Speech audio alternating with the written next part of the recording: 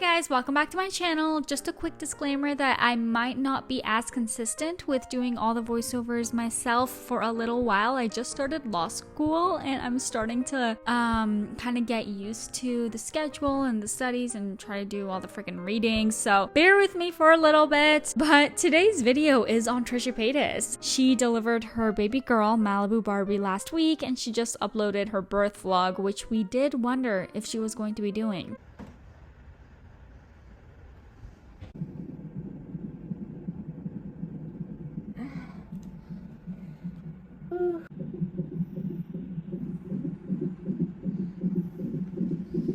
Honestly, I'm really not sure why I'm surprised that they decided to film this. I just am. I really thought that she might want to keep this private, and I guess I was wrong. Yeah, that'd be wrong.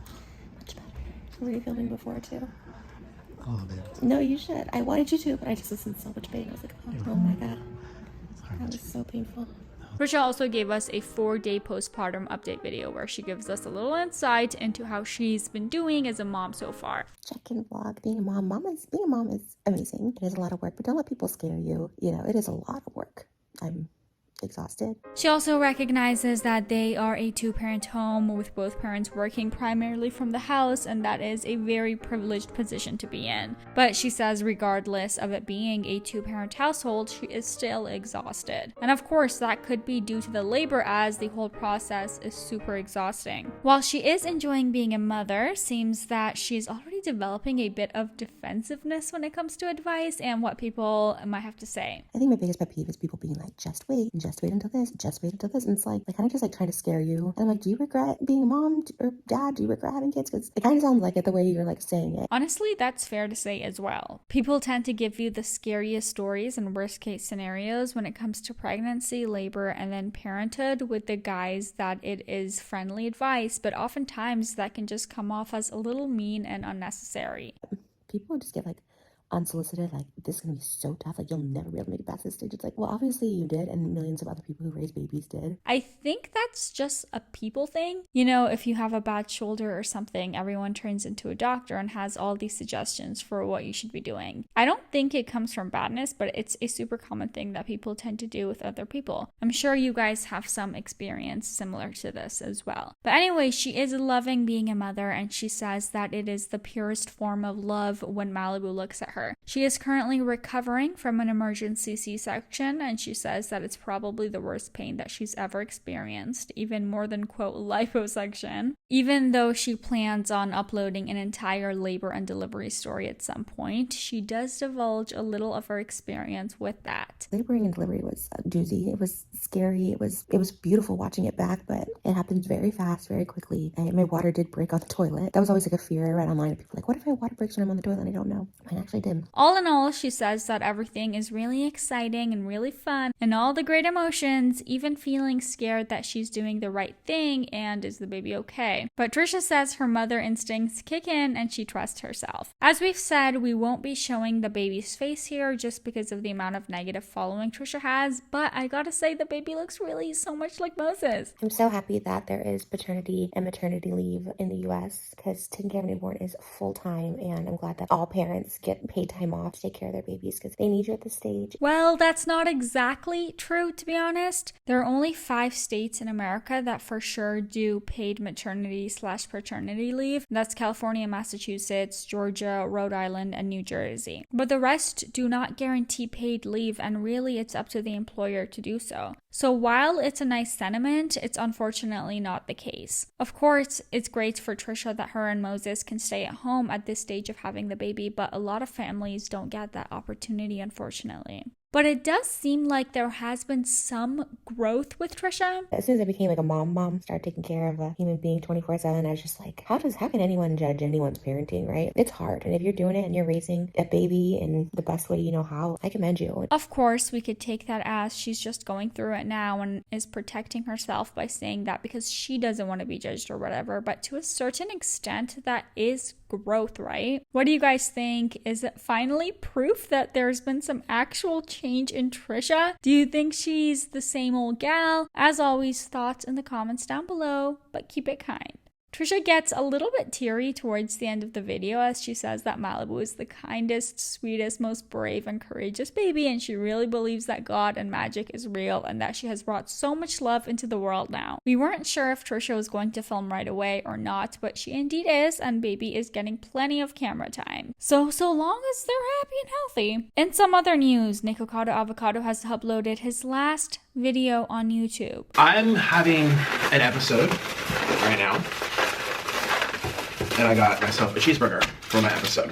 Nikocado says that his mental health is really bad right now and, quote, mental things are scary. Sometimes I feel like if I eat, life will just get better, and it usually does. It's delicious, it makes me happy. Forget about the things that are bothering me. I can forget about the injustice that is happening to me. I'm feeling unjustified. It is...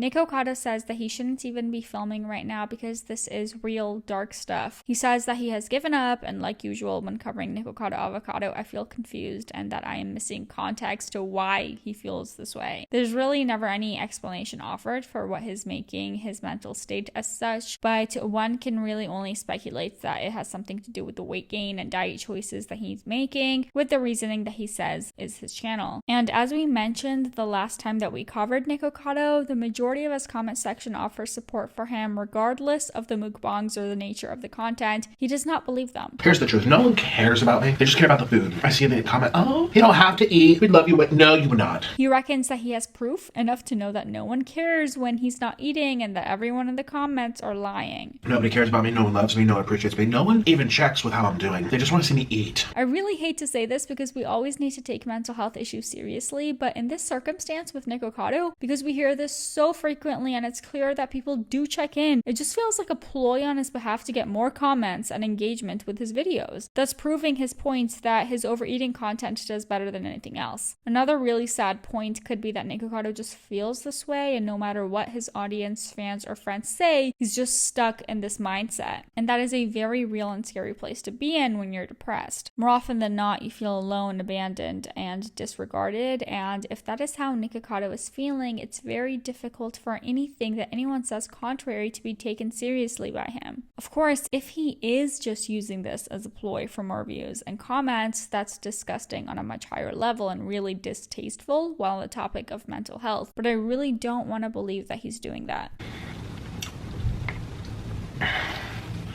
My mental health is really bad. I'm so sad. You wouldn't even care. According to the website Legit, Nikocado has gained over 200 pounds since his start on YouTube. When he started, he was around 150 pounds. So I think the total gain number is actually a lot higher as he hit a 400-pound milestone a little while back. I'm getting so fat. I can't even sit in a chair. How much fatter do y'all want me? Stuck. That's how you want me. Stuck inside my apartment. A scan through the comments and you can clearly see that no one has asked directly for any of this from Nick, but as we have mentioned before, the views on his video do so well that he likely thinks that this is just what people want to see. But even just a glance at what his subscribers have been saying, and it's all support and wishing him well, along with many calling this bullshit and accusing him of fishing. We need more. We need more. We need more. More. Buy. Consume. And it still just stays feeling like a social experiment. At what cost at this point? It is getting into the territory of permanent damage for Nikocado, and I can't imagine what this must feel like. Like, he has gone so far with this, it would be really hard to see a way out from this at this point. I'm so fat. We'll do something about it. They don't want me to. They're lying. Yeah, they don't click when you eat healthy. I've tried so many times to eat healthy or eat less. No clicks, no supportive comments. And then also my analytics say people unsubscribe. And while we will never really know the truth behind Nikocado's views or who unsubs for what reason, I think that it doesn't sound all that unlikely that he's possibly telling the truth. Having a look at his channels, it's really hard to tell as his views are kinda all over the place. While they remain consistently very high, some videos have hit millions on millions of views and others stay in the couple 100,000s, and seemingly there isn't really really much rhyme or reason, as there are pretty much widespread healthier Nikocado ones that hit high and lower, as well as the super unhealthy videos that do the same. Nikocado wraps up this last video but continuously attempting to insult his audience, which again, like, just feels like that's his thing. Of course, I highly doubt that this is his last video, because we have heard that before as well, but we do care, and hopefully, should Nikocado truly be going through it, he gets better and gets a hold on his mental health soon. But that is going to be it for today's video. Thank you so much for watching. Don't forget to give this video a thumbs up, subscribe to the Hot Tea channel, and hit that notification bell so you don't miss out on any new uploads. And head over to the Hot Tea channel's new Instagram and follow there so you can sip the tea as it spills. And for now, you have really earned it. I bleach.